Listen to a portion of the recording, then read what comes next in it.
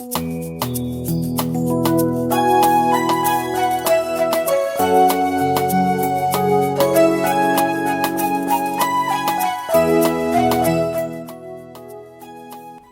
d'octobre, mois missionnaire, mois de rosaire. Le savez-vous? L'Église catholique célèbre chaque année une semaine missionnaire mondiale organisée par les œuvres pontificales missionnaires sous la tutelle de la Congrégation pour l'évangélisation des peuples. Cette année, elle s'étend du 17 au 23 octobre 2022 avec pour thème mondial « Vous serez mes témoins ». Thème national « Témoins du Christ pour un Mali uni et paisible ». La semaine s'achève par la grande célébration de la Journée mondiale des missions prévue le dimanche prochain 23 octobre 2022.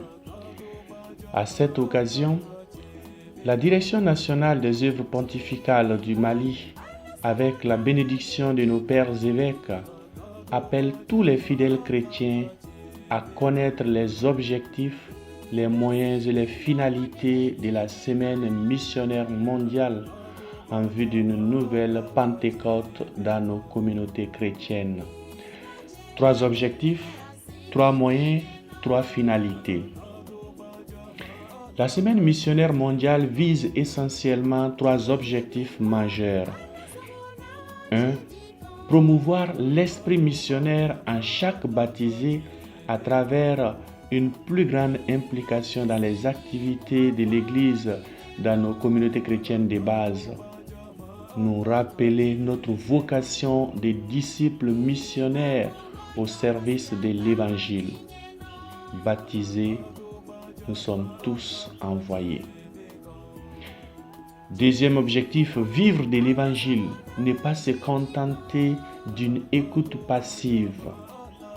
La mission est fondée sur la parole de Dieu. Cette parole, écoutée, méditée, vécue, célébrée et témoignée dans le quotidien de notre vie. Troisième objectif, sensibiliser les fidèles à soutenir matériellement et financièrement les charges missionnaires de l'Église à travers une plus grande contribution aux quêtes impérées organisées durant le mois d'octobre et pour chacune des 4 œuvres des OPM. Ainsi, pour atteindre ces 3 objectifs, les moyens mis en œuvre sont au nombre de 3 aussi. Premier moyen, la prière du chapelet dans nos CCB ou dans nos familles, avec 2 intentions. Pour tous les missionnaires du monde, ceux qui œuvrent nuit et jour pour donner un sens divin à l'humanité, et ceux qui se préparent aussi à être missionnaires, c'est-à-dire nos séminaristes, nos aspirantes et postulantes, nos novices et nos catéchistes.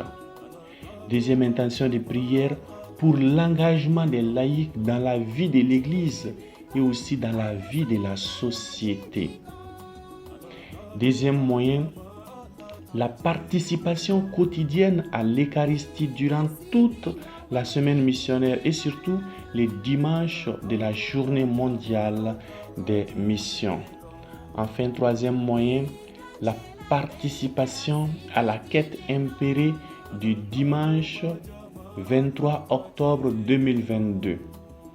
La journée mondiale des missions, bien sûr. Ces quêtes sont recueillies par les OPM dans toutes les paroisses et diocèses du monde et constituent un fonds universel de solidarité pour donner vie à un programme d'aide universelle. Sa finalité étant d'aider les églises des territoires de mission pour leur effort d'évangélisation, de développement et d'éducation. Les finalités. 3 finalités. Première finalité, poursuivre vaillamment la mission du Christ rédempteur. Comme le Père m'a envoyé, moi aussi je vous envoie. Cette parole est adressé à chacun de nous. Deuxième finalité, la participation de tous les fidèles à la vie apostolique de l'Église. Nul n'est nul. Chacun doit s'engager dans la vie apostolique de l'Église afin que la parole de Dieu arrive dans tous les recoins du monde. Enfin, troisième finalité, promouvoir la catholicité de l'Église aussi bien spirituellement que financièrement et ainsi advenir à l'auto-prise en charge des frais missionnaires. Bien-aimés frères et sœurs, si de par nature l'Église est missionnaire, chaque baptisé doit se sentir en mission partout et toujours. Aller dans le monde entier, proclamer l'Évangile à toute la création. Le mandat missionnaire du Christ n'est pas l'apanage des 12 apôtres seulement. Il nous concerne nous aussi qui avons été régénérés par l'eau du baptême. Par le baptême, nous sommes tous devenus prêtres, prophètes et rois. Par le baptême, nous sommes non seulement en mission dans le monde, mais nous sommes aussi une mission pour le monde. Nous sommes une mission pour l'humanité.